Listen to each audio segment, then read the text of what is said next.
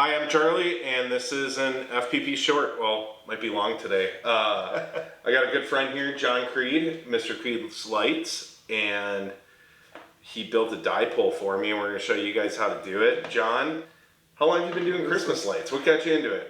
Tell us a little bit about yourself. We moved up here to the Twin Cities, Minneapolis area back in 2007, and we started putting up lights in 2008, but back then it was just store-bought regular lights. I just outlined the heck out of everything.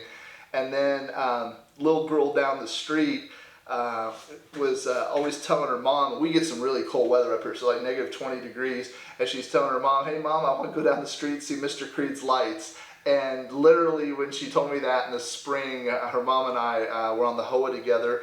And it's nice to be on the HOA board if you're doing your own light show. But in any case, she told me that what her daughter had said, and I actually went out and registered the domain name. Even though I didn't build the site for a couple of years, I actually registered that domain and had that ready to go. And then that very next season, I picked up LOR controllers and started animating my lights. And awesome. That was 2000.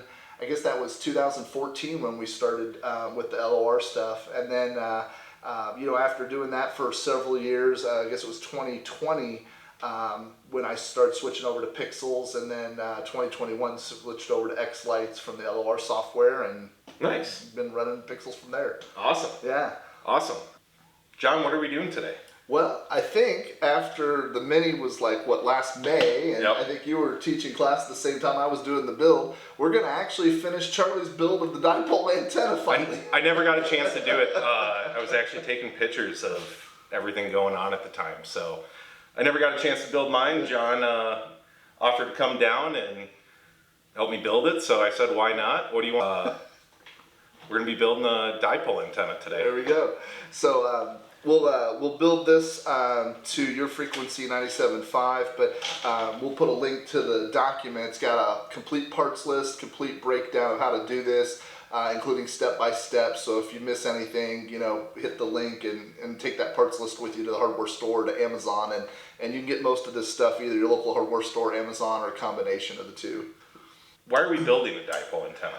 So the dipole antenna does two things. One, it overcomes the limitation of the small little rubber duck or sometimes a wire string antenna that you get on your transmitter.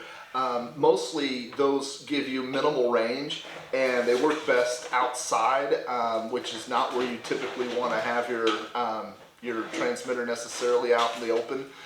So the idea of the dipole is it gives you flexibility in where you mount your antenna. Now your antenna can be separated from your actual controller and from the rest of your electronics, from your transmitter. There you go.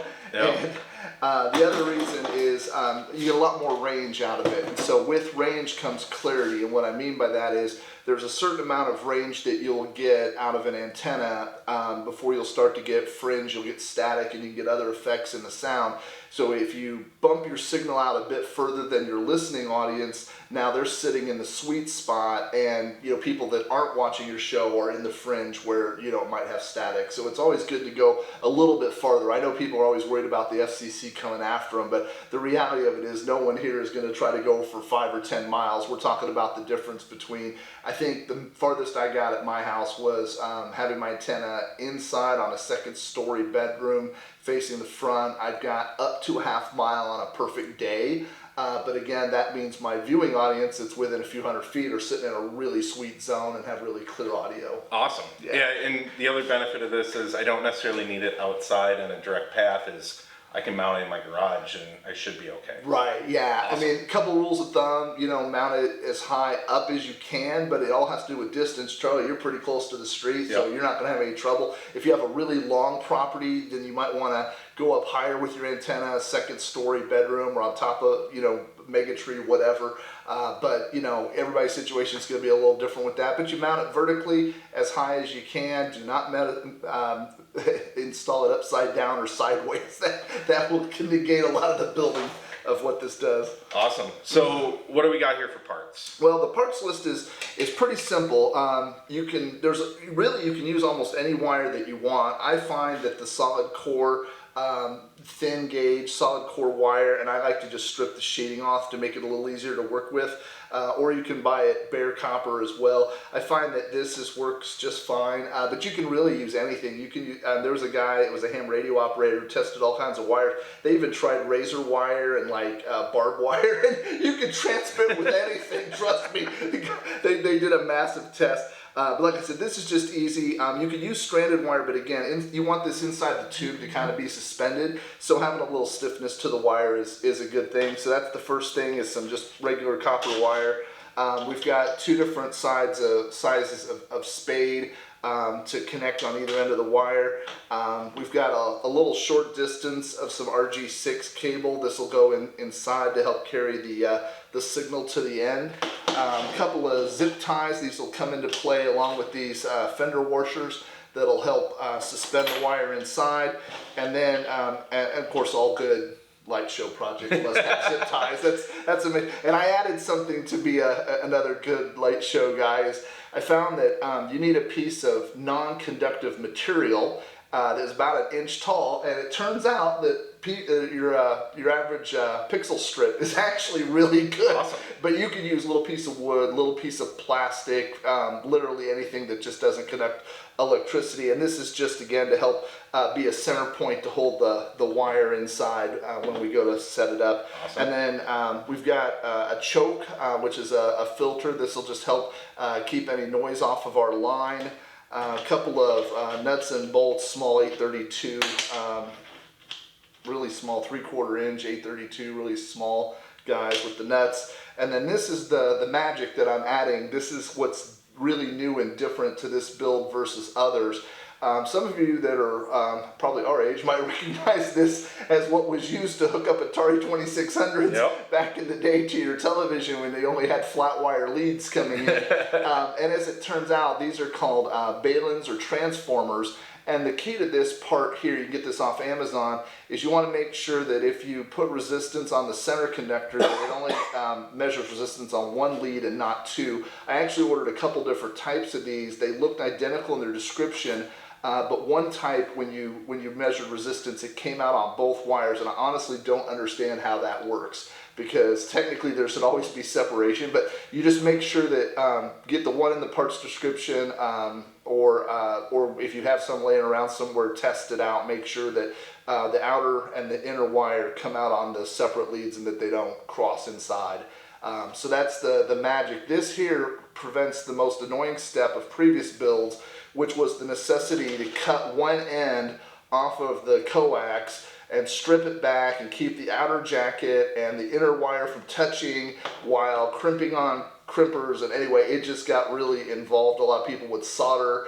And so this saved us for the build on the Mini, because obviously we're not going to be able to solder, and I didn't necessarily want to have to teach people how to gently cut coax cable and all of that. So, but I also found that when I was messing around, because this is actually the proper way scientifically, I went out and did the research. This is scientifically the right way to change the 50 ohm from there. I forget the ohms that come out on the flat wire leads, but this is actually the proper way to convert that signal, so it actually makes it cleaner. Cool. So with that, we can get started. Awesome. So the first thing, and I don't have the computer here, but I will tell you that in the build document, there is right on the first page here, there is a place where you can actually put in your FM frequency. And when you put in your FM frequency and tab out of that box, it'll tell you the length of the wires that you need to use. Now, I made kits for the Mini, so these are already pre-cut for Charlie's frequency. And there's not a big difference in frequency. I mean, the difference between the low end, which is like 87.9, I think, and the high end, which is 107.9 or whatever, I mean, we're talking, you know, inches. There's not a huge difference, but there is some. And so these are custom tuned to a specific frequency. So if you don't know what frequency you are, you might want to hold off until you've figured that out and you know, tested with your transmitter before you do the build. So I'm 97.5. About how long is Yep. So this one here is 27 3/4 is what we want. The form also auto-calculates the length of the PVC that it's going to go inside. And the reason that this is important is because of the most dexterity challenging piece of this build is this wire is going to go inside of here, and you need to be able to get to the end of the wire to run zip tie to help suspend it. And so I have meticulously figured out, by the time we add our crimp connectors, and by the time we put this inside there and it's all attached to this piece of strip, that it will magically be within about an inch, inch and a half of the end where we can actually easily get to that. Okay. So that's how we go. So just always better to double check ourselves. So we'll do a quick double check, and yep, right at 27 3/4, so we're good there. All right, and so with that, step one will be, we're gonna attach our connectors, our crimp connectors here, and I usually just run it through one of these holes here, and we want the small ones on the inside and these bigger ones on the outside. The bigger ones so the zip tie can pass through, the smaller ones for that bolt to go through. And you want to, and this is an important one, I learned at the Mini, I didn't think about this. You want real crimpers that can actually, I think the technical term is nesting the connector. You want to be able to really nest this connector on there, because we're going to put some stress on the end when we tighten the zip tie up on the other end, and we do not want these connectors to come off. We had a guy at the Mini who shall remain nameless, but was very happy to borrow my crimp tool when he realized that his needle nose pliers were not going to be nearly enough to actually anchor these things on there. So the term I like to use is we squeeze the hell out of it. You want something that's actually going to put a dimple in there. Pliers are just, if it's flat, it's not going to hold the wire well, just in general for electrics. Yep. Yeah, and you could, I mean, you could if you were, if you're super OCD, which we have some of those in our club. I think there's many of those in our hobby. You could go the extra step of taking the little plastic jacket off of these, and you could actually apply some solder, again, if you're using this in your garage versus a build in the middle of a community restaurant. Yep. You could do that. There's no real extra audio difference I think you would detect, but it would just be more for the strength and the longevity of it. But honestly, as long as you're using proper connectors to crimp this, I don't think it's ever going to come apart in the lifetime of the antenna. Your pixels might fail faster. Especially if they're from 2001. The other thing you might want to do is make sure these wires are relatively straight. They don't have to be like line of sight shooting a deer with an arrow straight, but just get them relatively straight. And then, so you're passing it through the little strip of Coro. Yeah, I'm just doing that because I can. If I just had wood or something where I didn't have this extra hole, I would probably not do it. The reason I mostly do this, it's just a little strain relief is all it is when we get it all set up inside there. So, there we go.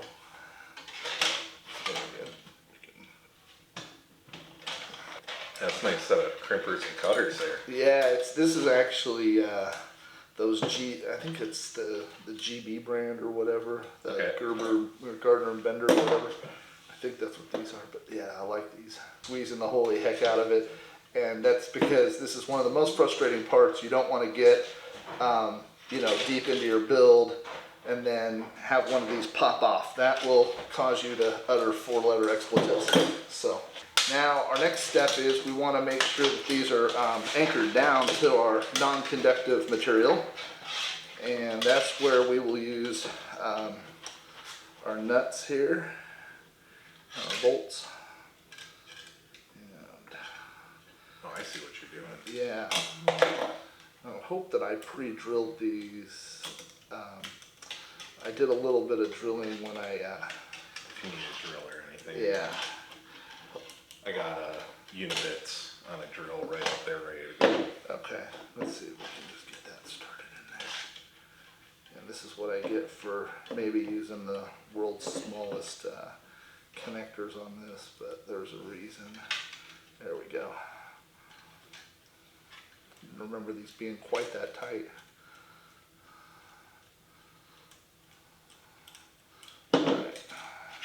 Yeah, it looks like I pre-drilled these out a little bit. So when I did the mini kit, yeah, I pre-drilled that out on the hole in the pixel strip is just a hair smaller than what we need. Okay,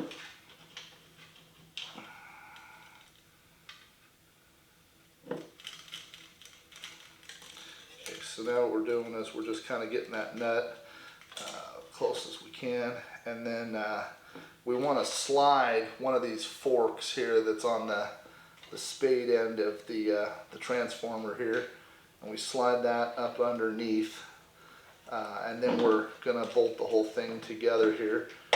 This is where you can use a pair of pliers or anything, or small wrench like I've got here. We just want to hold that together while we tighten it all up.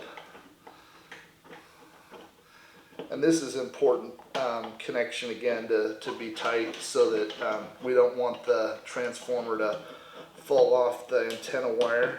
I apologize, I think I've got pipe bender's hands from yesterday. I was bending pipe to make stands for my show. Going up on your roof? Yeah, that's for the second story on the roof. And I was bending the holy heck out of some pipe, making nice 90-degree bends. And then also did some serious pixel pushing a few days ago, and it always seems like my fingers don't want to work after I do a bunch of pixel pushing. Oh yeah. Yeah, about 1,000 a day is my absolute max. Yeah, I had a diet. I was doing, because I had enough time. I started early enough. I was like, well, if I do 300 a day, I'll be in good shape. So I was doing 300 a day, but then the other day I got to where I was finishing vertical matrices, and I did like 800 in a day. I was like, oh gosh. All right. Okay. With that said, we've now completed what I call the transformer assembly there. So that part is done, and this is what it looks like on the front and the back. Nothing fantastically special about it. And then the next step, oh, and you'll notice we painted one leg of the transformer. One of the leads is painted with some fingernail polish. You could use anything that you think, even tape. But the idea was that I tested this with a multimeter, and this is the center lead of the coax, okay, as opposed to the outer. And the reason that's important is that center lead ends up being the up direction for your antenna. Okay. And so we've got an up arrow already drawn on here, which means we want this up arrow end corresponding with that painted connection there with that center lead. The other thing is, if your material, like this material here, is just a little bit shy of fitting, you can just ever so gently put a crease in it, and that'll help it pass through this hole a little easier. First dexterity challenge piece is we want the transformer to come out a big hole here. There we are. Sometimes you can just get your finger under it from the inside as you're pushing it in, and then there we go, and then it'll come through.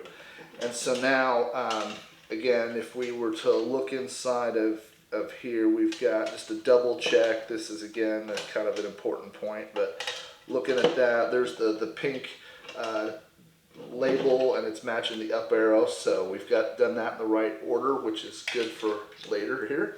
And the pink is the center. The pink is the center, or the top of the dipole. Okay. Now what we've got here is we've got some PVC that we've already cut up. This is just 1 inch, schedule 40, nothing fancy.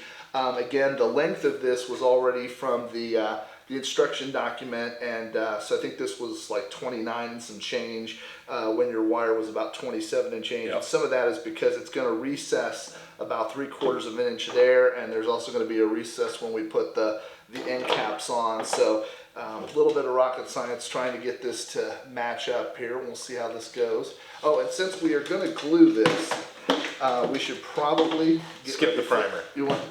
Just go straight for glue. Straight glue. Okay. Yeah, it's not holding pressure. It's not holding pressure. That's true. Yeah, and I built fish tanks for years, and I never used primer. Perfect. And I never had some come apart. Perfect. So I didn't make think, sure your pipe's clean. Yeah, I think it's pretty clean here. We don't see any dirt on it, so I think we're in good shape. There's very little code in Christmas lights. Yeah. So just kind of do what works. Yep. And so with that, we will. This is a step not in the directions, although I think I mentioned you can glue it if you want to. So we'll put that on there, and then if we take a look here at the end, hopefully, well, there we go. There we are. Okay. So now we can check and see how close we are to the end, and we're not too far off. We're about, I'd say we're probably right in this range here, so we're probably about 1.5 inches or so in. And like I said, this is that big dexterity piece I was talking about. So there's that, went through there. Oh, there it goes. There it went in. There we go. There we go. All right. All right, let me get a mental note: don't use too wide of a piece of non-conducting material, or if you do, bend the holy heck out of it. All right. Okay. All right. That will end in. Then what we can do is we can do the same thing here on the other.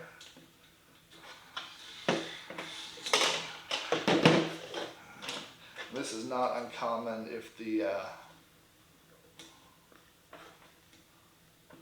plastic edge comes off of the cable. That's not uncommon. Yeah, when I wired cars, I used to cut those off and put heat shrink on, then solder them. Right. Yeah. And they actually looked really nice when they were done. Yeah. Especially if you had a crimper that crimped them in and made a really nice crimp. Yeah. I only took that off there just because it'll, like, you're carrying it'll move around and you'll be like, what the heck is It'll going rattle. on? Yeah, it'll rattle around in there. It's a dipole with a rattle. Yeah. And I know you're supposed to probably glue on both sides, but you know, this isn't holding. It's a light show code. It's a light show code, so yeah, there we go. And there's my half turn like you're supposed to do. All right, Yep. so there's that. Okay, so now with that, we've got the same thing here where we've got, I'll double check these here. Make sure that this is the right length of pipe, because I've noticed, okay, it's 29.5, but this thing's got the word 30 written on it. So just do a double check here. You have 30 written on this too. Yeah. Oh no, that should be okay. Yeah, because you probably added the half Yeah, inch. that's okay. That's perfect. It is actually 29.5, so we're good. Okay, so then the next step we can do is we need to make a hook out of our zip tie, because we're going to go fishing inside of these poles, and so this is going to be extra fun here. This is always the biggest fun part. Actually, let me see if the other end is closer. That's actually, you know, I should have learned this. There's actually a technique to this that one of the guys found. Push one end out. Push one end Hook out. it, then push it the other way. Yeah, exactly. Yep. Exactly. You can get one end closer and then do it. And I should have done that. So this is where the needle nose pliers come in, is you can use these to help kind of, if this thing gets a little bit too hooked up here. Now if I can get in there and fish it out, we'll be in good shape. There we are. There we go. That makes all the difference in the world. Alright. And then this is where we'll bring it back through. And so both of these are back through the center hole here, and we're connected inside there. And then we actually, we don't want to tighten it down yet because we still got the other end. So we're just gonna pull it through to get it just lock the zip tie. Lock the zip tie, right? We don't want to lose it. The point of no return of the zip tie. Exactly. Okay, so back to our fish hook thing here. Let's see if I can film you fish. Yeah, let's see if I can get this set where it'll be ready to go. The problem is if the connector hits one end of you need the connector to kind of hover in there so that you can do this. All right. Like a surgeon. Yeah, I think so. Oh. I don't know if I want you operating on me. No, this is it's like that operation game. I don't think that guy turned out so well. You had something. There it is. There it is. Just had to pull a little harder there. I want to make sure before I yank that I had zip tie and not cable. And so you got to pull pretty hard, so that's why we want to make sure those crimp connectors. Yeah, well, this time I did. I've done this a bunch of times in the past and never had it be so finicky. But I've also not done it with lights in my face filming, so I think that might be part of the problem. It's just not having good light. Definitely want good light behind you as you do this, so you can see inside the inside the hole, and then that's another reason for why you want that wire super straight, because what was doing was connector was kept wanting to go against the side of this, so when I was trying to hook it through, then the connector would go right back against the edge. But when we tighten this down now, we'll tighten down the other side. We'll just kind of alternate a little bit here and snug this up. This thing will be nice and suspended inside there. I don't think it hurts anything if it were to rub just a little bit, but the ideal is to have it in a kind of a suspended state. And so technically, as long as your PVC pipe is a little bit longer than your wire, you've got just enough room where you can you know, snug it up and have it floating around in there. That's kind of the key to this. And like I said, I should have followed my own tip. I'll probably update the document if it's not in there already, but the easier way to do this is actually put one of these on before you connect it into here, and then you're only having to really fish hook one of them, which is a lot easier to do. So you want to turn your light off? Yeah, we can do that, yeah. So anyway, so that's the dexterity test number 2. That's the hardest part of the whole thing right there. So from here it gets really, really incredibly simple. So we're going to connect up our, well, one thing I guess I've already put on here, and I'll just show this so that people see it. So this is just a standard coax connector. It's like a barrel connector, so you can connect 2 coaxes together. An important thing on this one, a lot of these, they don't come with the nut and the washer, but the nut and the washer is kind of nice in this application because we want to hold it to a PVC cap. So put this on there and snug that on there real good. And then I'm actually going to take the washer and the nut off and put those to the side, and then we're going to try to straighten the cable out a little bit here. The other thing we need to do is, if you've got these ferrite chokes, we want to put that as close as we reasonably can to the connection that goes here against the transmitter. And this is again just a noise filter in case you're running this next to your lights or next to a power source. This will try to help filter out any emissions that try to get into the line. This is also a reason why this is like it's a super nice cable as far as the amount of shielding and stuff inside.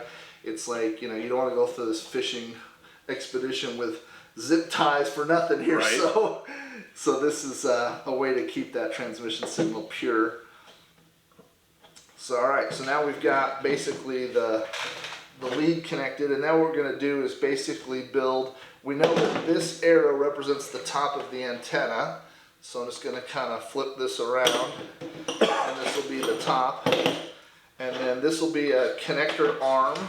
And this piece here we're doing is really just for the sake of having a way to mount it, because if it's a straight stick, it's not going to be super easy to mount anything, and I don't think you want it like zip tied against an iron pole. I'm not sure that would be I don't think I'd want to be putting metal clamps on. Right, yeah, I don't think you want to clamp it either. So this whole clamping thing, it here shouldn't cause so this whole piece here, this whole section is just a mounting mechanism is all it is. So, so this is on the downside. So let's get our cement.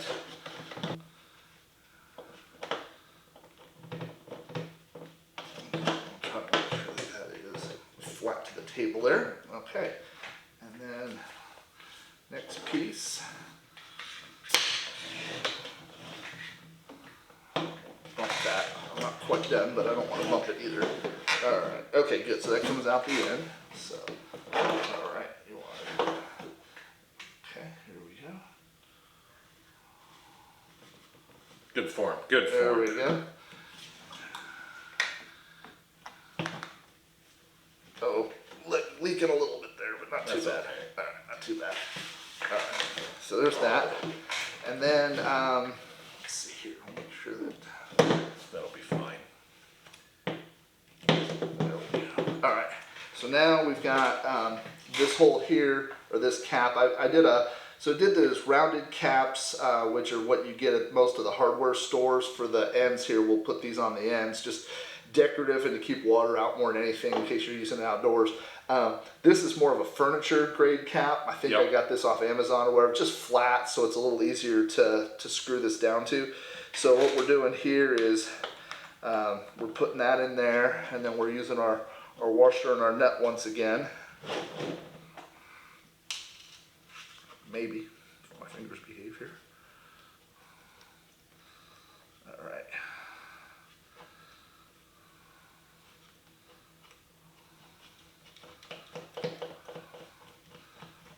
And what I'm doing here is I'm just holding the coax inside there. I'm holding the nut on the inside with a pair of needle nose, and then just using this to snug it up. It doesn't have to be super tight, but I just like snugging it because you are going to be, you know, unscrewing and screwing that together when you hook up your show and stuff. All right, and so this will be getting close to our last piece here. All right, we'll put those ends on here in a minute too. All right, so then there should be enough slack inside this wire the way I measured this. So all those measurements are included in the guide, so you don't have to reinvent the wheel if you follow the measurements. I don't know why I had to trim a little off this. I think maybe I didn't follow my own guide when I cut this. But it had to be mine. But if you follow the guide, yeah, because everybody else is in the Mini, like nobody had that problem. We didn't have to cut any more off. So, but then the other thing, the last steps, you know, really here is just to make sure that we're snugged up here, and we are. And then we can cut this off. And we'll go back to our glue again here.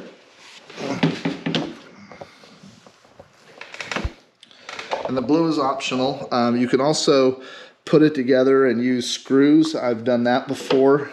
The key with the screws, you don't want to pierce any of the wires though, so be careful if you do the screw technique. Obviously, if you do the glue technique, there's no return on this. If you just pressure fit it, it will stick together. The nice thing about pressure fitting is if you end up changing frequencies, you can tear it all apart, and if the frequency is not too radically different in length, you might be able to salvage some of your PVC, but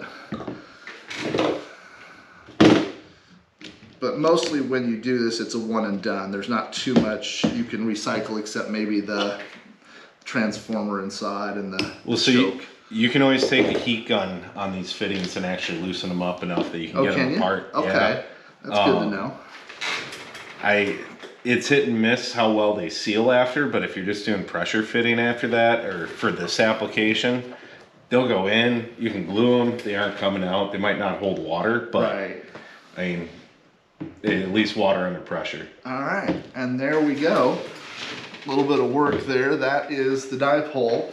And then we have our arrow, which end is up, so when we go to install it, you can clamp anything you want to, metal, you know, zip ties, whatever, to this leg here, this mounting leg. And then the key would be face it toward the street, face it with our little arrow, which is that center conductor wire we talked about, face that up. Ideal situation is to have it up 6 foot. Most people's garage is not going to allow that, so I would just say go as high as you can. Higher is better, and you know, general, you know, things I've seen from people that have tried these is, you know, I think Brett Foy was one of the guys who just tested this recently from our mini build. Yep. I think he said something about multiple X farther and 10 times clearer. So yeah, he was raving about it. And he's going through a brick wall. Yep. The other thing I will say is lights are very noisy. And you guys probably have experienced this, but like your garage door openers don't want to work.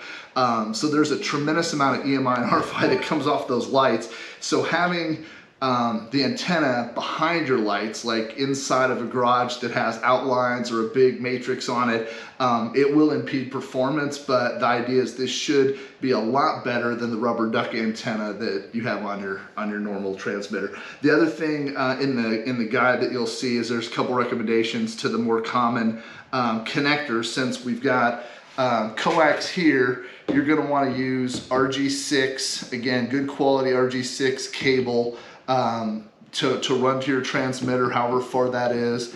And then you're going to want the right connector on the end of that run to connect to your transmitter. I found them on Amazon. It took a bit of It looking. was a TNC to F type, right? Yeah, TNC male. yeah, TNC Yeah, if you to do F type. if you do the sign tech, it's a TNC male to F type. Yes, and if you've got the EDM, the older school EDM transmitter, it's the we found that there's a mini coaxial. There's a bunch of different types of coaxial connectors, depending on the application. Yeah. But it was TNC to F type. Yep, absolutely. But that's it. That's all there is. And then from here, happy transmitting. Awesome. Thank you, John. Sure.